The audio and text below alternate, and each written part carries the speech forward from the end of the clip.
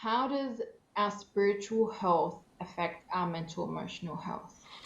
Yeah, I think like I was talking about Islam and Iman and Ihsan, from an Islamic understanding, the way I understand it is that these all have they all have an impact on one another, and it's important that we address all these areas: the physical, the psychological, the emotional, the spiritual, and our spirituality can be a huge resource for us.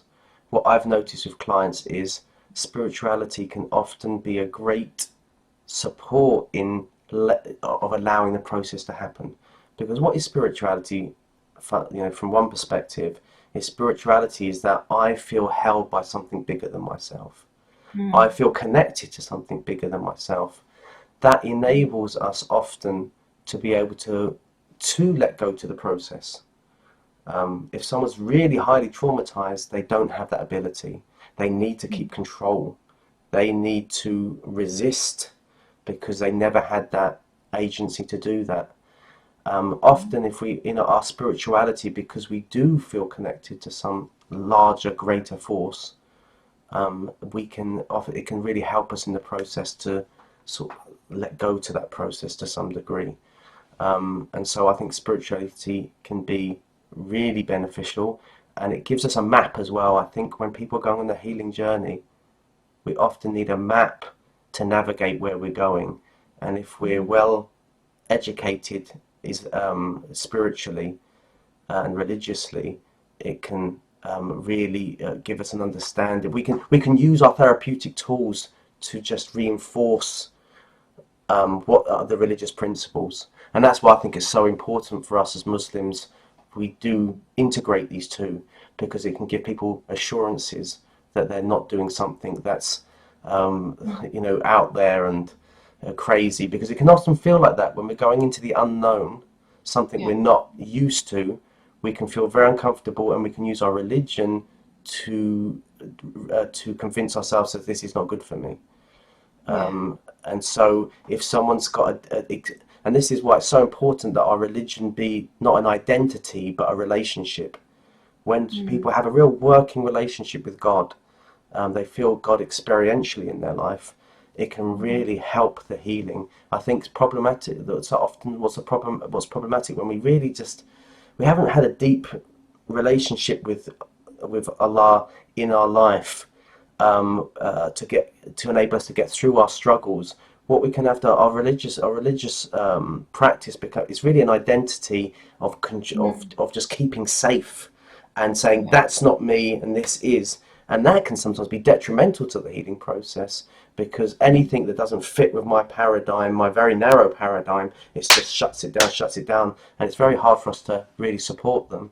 I Mm. had, for example, sometimes when people have referred to me and I start talking about the sort of somatic approach, they just think it's mindfulness. Mindfulness is Buddhism or Hinduism. Boom, they shut down straight away, and I don't even get through the consultation with them. Um, and so it can be a huge benefit, but it also depend in the way the person practices their faith. It can be actually be a detriment to their healing as well, and so we need to be Mm. mindful of the two. So you were saying also like if you were you saying if you have a mental or emotional trauma or issue, it can stop you from being able to let go um, to that belief Yeah, or allowing that higher power or higher Allah subhanahu wa ta'ala, like being in control, for example, and not being able to surrender that that control. 100%. I've seen that numerous times, and those sort of people that they need to feel an element of control and somatic experience, and I really try to honour that. So, for example, if I will test them at first, I'll say, "Can you just sit with your experience?" And some people get agitated, or they start disassociating. Their minds will drift. When I say disassociation in this context, I mean they just drift off. They withdraw.